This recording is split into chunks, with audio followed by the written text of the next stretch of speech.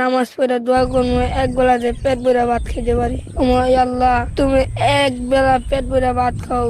ক্ষুধার যন্ত্রণা খুবই কষ্টকর। জি, অনেক ক্ষুধা লাগে, খিদা লাগলে প্রচুর কষ্ট হয়। মানুষের কাছে খাবার চাইলে মানুষ তোমাদেরকে কেমন মূল্যায়ন করে? অনেক মানুষ আছে ভালো, আবার অনেক মানুষ খারাপও করে, থুরে যা। অনেক মানুষ আছে একটা ব্যাগ আগে দিলে বলে আঙ্কেল 10 টাকা দিয়েন, 10 টাকা দেয় 20 টাকা 30 টাকা দেয়। টাকা পয়সা গাড়ি বেড়ে ঘরে কি লাভ ভাই?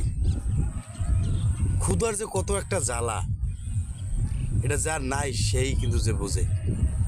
এই বাচ্চাটা ও কিন্তু গাড়ি বাড়ি অর্থ সম্পদ এগুলার কিন্তু যে কিছুই পরোয়া করে না। শুধু এক মুঠো দুটো ডাল ভাত পেট ভরে যদি খাইতে পারতো তাহলে তার জন্য মন খুলে দোয়া করত।